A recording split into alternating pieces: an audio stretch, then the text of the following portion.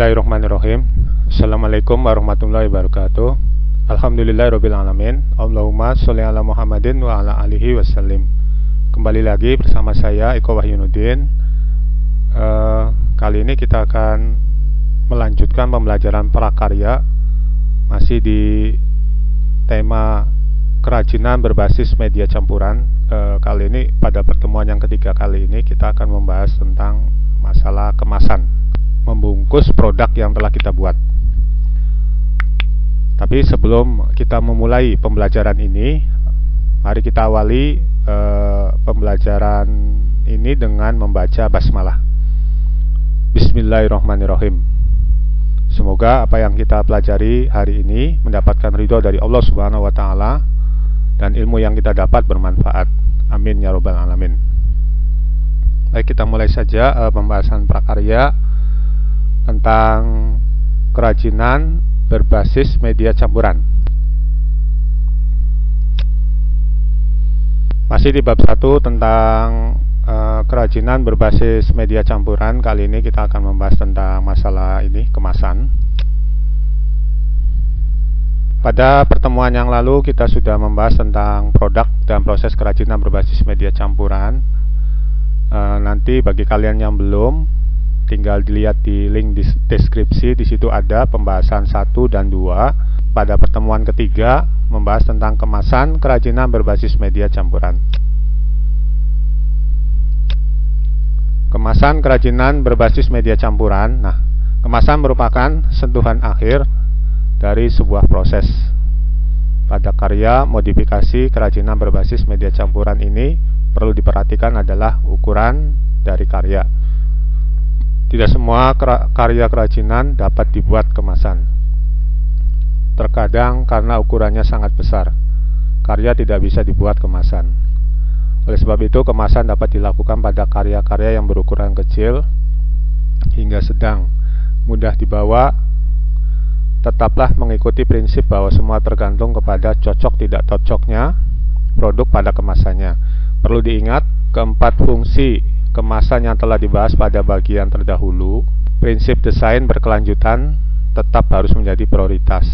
Meskipun yang dibuat adalah kemasan, perlu dipikirkan agar kemasan tidak langsung dibuang, namun dapat digunakan untuk fungsi lain oleh konsumen. Dengan demikian, penting untuk memikirkan bentuk kemasan yang menarik untuk dibuat. Kita akan bahas lebih lanjut kemasan itu seperti apa bentuk lainnya kan begitu. Baik, kita lanjutkan. Selanjutnya, mengetahui fungsi dan jenis kemasan untuk pengembangan produk. Kemasan adalah unsur penting dalam sebuah produk, bahkan bisa dipastikan tidak satupun barang yang tidak memiliki unsur ini. Pertanyaan sederhananya adalah, apakah pembeli tetap membeli produk yang tidak terbungkus dengan rapi? Tentu tidak, maka dari itu diperlukan namanya pengemasan. Berbicara cara tentang kemasan produk, kesannya memang sepele, padahal unsur produksi ini memiliki fungsi penting yang secara langsung bisa mempengaruhi permintaan konsumen. Maka dari itu, membuat produk tanpa merencanakan konsep kemasan adalah hal yang sangat salah. Nah, di sini ada beberapa pengertian ya tentang kemasan produk. Secara umum, kemasan adalah desain kreatif yang di dalamnya berisi bentuk, struktur, warna, citra, hingga tipografi dari sebuah produk. Desain ini dibuat agar produk memiliki kelayakan untuk diperjualbelikan. Kemasan yang dibuat dengan kreatif dan bagus akan mempengaruhi permintaan konsumen, yang artinya produk berkemasan bagus memiliki daya jual yang lebih tinggi dibandingkan kemasan ala kadarnya. Menurut pengertian umum lainnya, kemasan adalah unsur produk yang pertama kali dilihat oleh pelanggan. Diharapkan pembuatan kemasan yang baik bisa merangsang minat konsumen membeli produk itu. Ini yang menjadi alasan mengapa produsen membuat kemasan produk tidak sama dengan produk yang lain, baik dari segi desain, bentuk, tipografi maupun gradasi warnanya. Maka kemasan ini sangat berperan penting ya pada produk yang kita buat, karena konsumen itu kesan pertama adalah ketika melihat kemasannya, bagus atau tidak, rapi atau tidak, tampilannya kan begitu. Nah, ketika itu sudah terkesan melihat kemasannya telah dibuat, maka konsumen akan tertarik untuk membeli produk tersebut ya. Fungsi kemasan produk. Kemasan adalah unsur produksi yang penting untuk dibuat, karena tidak ada gunanya kualitas produk jika kemasannya tidak dibuat dengan baik, apalagi produk dibiarkan tanpa kemasan. Selain itu, kemasan dibuat juga atas dasar fungsi tertentu. Ini fungsi-fungsi yang dimaksud. Fungsi yang pertama, untuk mewadahi produk. Fungsi kemasan yang pertama adalah untuk mewadahi produk. Ini biasanya digunakan untuk melancarkan proses pengiriman tanpa terkendala masalah produk tercecer atau hilang. Jika kemasannya rapi, tentu produk akan sampai ke tangan pelanggan tetap utuh, tidak kurang satu apapun. Berbeda dengan produk dengan kemasan tidak rapi. Tentu jika jarak pengiriman cukup jauh, kemasan bisa rusak sehingga barang tercecer di mana-mana. Ya, apalagi sekarang ada namanya pembelajaran secara online. Ya, kalian mungkin pernah memesan suatu barang pada salah satu online shop, bisa Tokopedia, Lazada, Shopee dan seterusnya. Ketika menerima paket atau barang yang kalian pesan, semuanya sudah terkemas dalam kemasan, ya, sehingga barang tersebut tetap terjaga keutuhannya, kan begitu. Yang kedua, melindungi dan mengawetkan produk. Kemasan dibutuhkan untuk melindungi produk dari kerusakan, seperti kerusakan akibat mikroba, cuaca air, lain sebagainya. Selain itu, kemasan dibutuhkan untuk membuat produk lebih awet dan tahan lama. Produk tanpa kemasan memang rawan mengalami kerusakan parah, apalagi jika bahan pembuatannya rentan terhadap zat-zat tertentu. Untuk menghindari produk mengalami kontaminasi, maka seharusnya produk dibungkus ke dalam kemasan. Jadi bisa untuk melindungi produk-produk yang telah kita buat, ya. Misalkan membeli cincin, ya, cincin emas itu biasanya ketika membeli itu sudah ada wadahnya. Salah satu fungsi wadah itu yaitu untuk melindungi dari cuaca, dari air, kan begitu. Ketika sudah nggak digunakan, kita simpan menggunakan wadah tersebut. Yaitu contohnya, ya, fungsi dari wadah untuk melindungi dan mengawetkan produk. Yang ketiga, sebagai identitas produk. Fungsi kemasan yang selanjutnya adalah untuk dijadikan sebagai identitas produk, yang mana di dalam kemasan tersebut pasti tertulis merek yang menjadikan produk dikenal banyak orang. Jika desain kemasan bagus dan kreatif, tentunya merek itu akan lebih terkenal, bahkan itu juga menjadi prasyarat terciptanya kualitas produk yang disukai oleh konsumen. Artinya, jika produk menggunakan kemasan, maka ada identitas tertentu yang bisa meningkatkan progres penjualan produk itu sendiri. Nah, maka orang kan biasanya ketika membeli suatu produk, contoh kalian membeli sendal, mereknya misalkan Carfil. Nah, itu kan di box pembungkusnya itu ada brand merek dari produk sendal tersebut. Nah, sehingga identitas itu yang akan meningkatkan, karena setidaknya orang tersebut akan melihat brand mereknya itu terlebih dahulu, karena otomatis brand merek terkenal tersebut akan membuat kualitas produk tersebut juga akan setidaknya akan baik, karena orang sudah mengenal melalui identitas produk tersebut, ya. Jadi sebagai identitas itu contoh saja, kalau kalian membeli produk misalkan sandal atau sepatu, mesti ada label mereknya, kan begitu. Yang keempat, meningkatkan efisiensi. Jika produk masih terpecah-pecah menjadi bahan mentah dan bahan pendukung, tentu kalkulasi modal dan keuntungannya masih belum bisa dihitung dengan baik. Itu artinya selama produk itu masih terpecah-pecah, maka tidak akan terjadi efisiensi dan efektivitas dalam penjualan.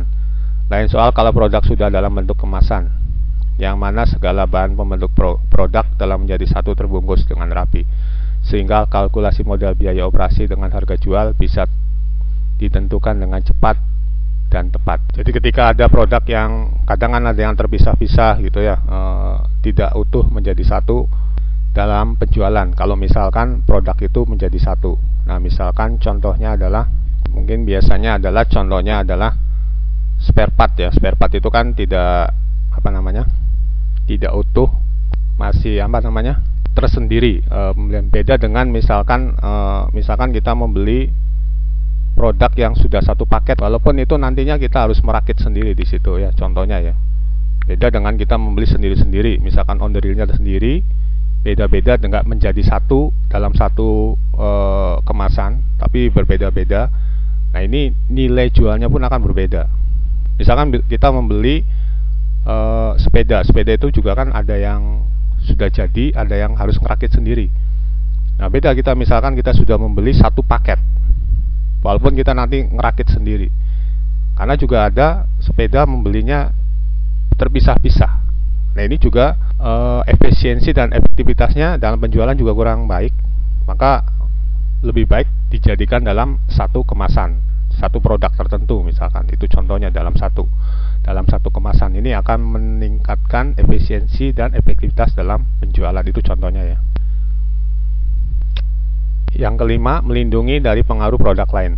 Tidak dipungkiri, dalam setiap distribusi produk atau barang tidak mungkin dilakukan pengiriman unit per unit, karena pasti pengiriman barang disertakan juga produk lain yang tidak sejenis, sekalipun dipesan oleh konsumen yang sama. Kemasan di sini berfungsi untuk mencegah terjadinya pengaruh buruk produk yang satu kepada produk yang lain, terutama produk yang mengandung zat kimia yang jika mengkontaminasi produk lain justru akan membuat produk itu rusak atau berbahaya.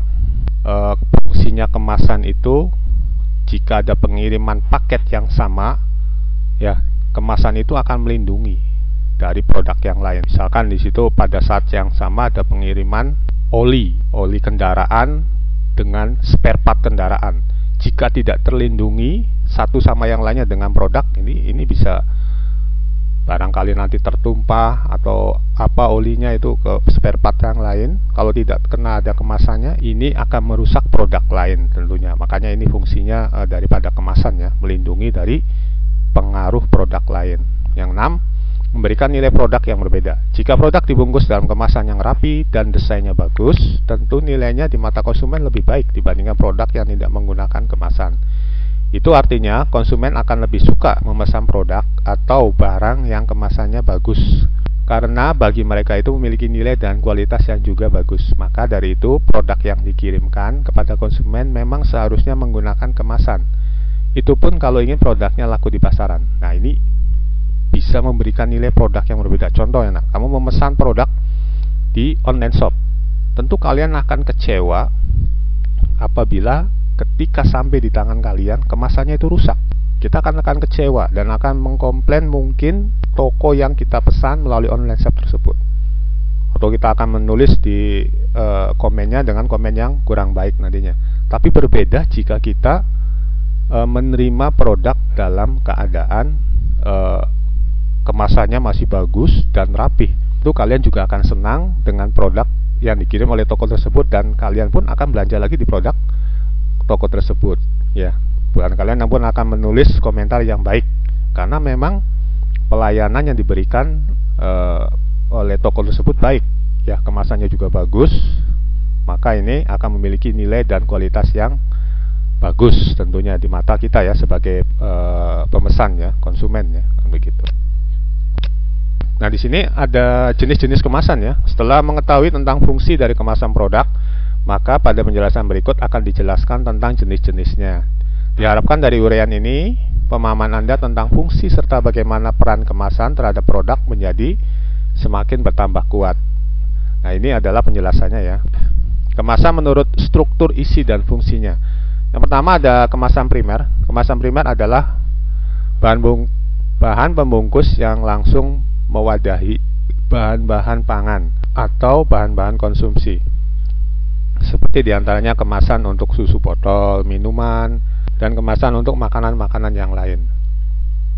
Kemasan primer ini contoh ya, contoh sederhana kemasan primer ya. Di sini untuk kemasan makanan, biasanya kan mungkin bisa aja ciki yang dibungkus dengan plastik ya, ciki atau makanan yang lainnya ya, mungkin yang sering kalian temui pada waktu jajan kan begitu. Ada yang pakai kertas bungkusnya ya, tergantung makanan apa yang diproduksi gitu ya. Kalau bahannya basah ya nanti kemasannya beda, kering juga nanti akan berbeda. Yaitu yang pertama ya, kemasan primer. Yang kedua ada kemasan sekunder.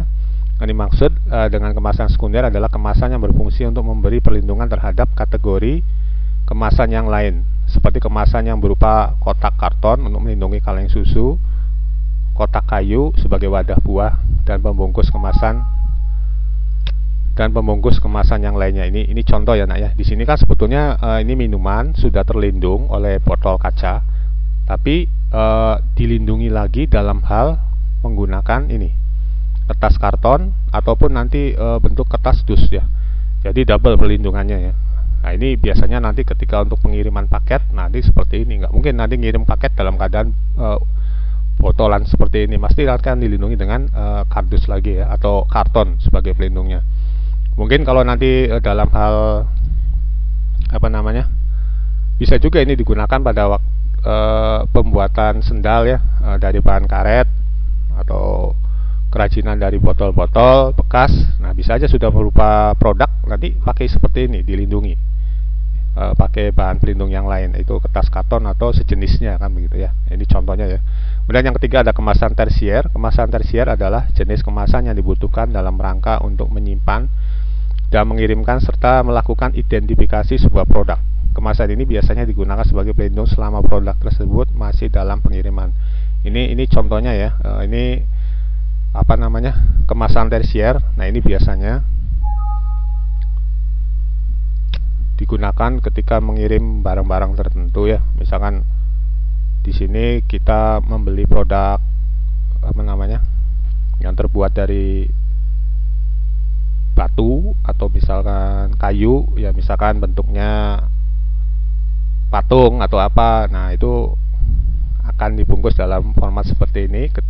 Nah, ketika untuk pengiriman ini lebih rapi dan lebih terlindungi daripada mengirim langsung dalam bentuk produknya ya, maka dibuatlah kemasan seperti ini. Ini biasanya terbuat dari kardus. Ada juga nanti tergantung barangnya, nanti kalau barangnya mungkin agak ukuran sedang, misalkan membeli kursi dari batu yang kecil gitu tuh ya, yang atau kayu, biasanya nanti terbuat kemasannya itu nanti dari box kayu biasanya itu. Jadi tergantung produknya nantinya seperti apa, nanti bungkusnya juga akan mengikut, dan pasti nanti ada identitasnya, nanti identitas atau labelnya nanti untuk memudahkan dalam pengiriman tentunya kan begitu. Nah di sini kemasan menurut frekuensi pemakaian. Kemasan menurut frekuensi pemakaian juga ada 3 jenis, yaitu kemasan sekali pakai, kemasan dipakai berulang kali, dan kemasan yang tidak bisa dibuang atau digunakan permanen. Yang dimaksud kemasan sekali pakai adalah kemasan seperti bungkus plastik, bungkus permen, karton dus dan selainnya. Ya biasanya yang kayak gini memang jarang untuk digunakan lagi, rata-rata langsung dibuang ya. Bungkus permen kayak gitu kan, jarang untuk diolah lagi. Sedangkan kemasan yang dipakai berulang kali dan kemasan yang tidak bisa dibuang seperti botol minuman, botol kecap, serta kaleng biskuit, kaleng susu, dan berbagai macam jenis botol. Nah ini biasanya bisa didaur ulang untuk pembuatan produk-produk tertentu. Demikianlah penjelasan singkat mengenai pengertian kemasan, fungsi kemasan, serta jenis-jenisnya. Semoga bisa meningkatkan pengetahuan kalian tentang kemasan yang ikut mempengaruhi kualitas dari produk tersebut.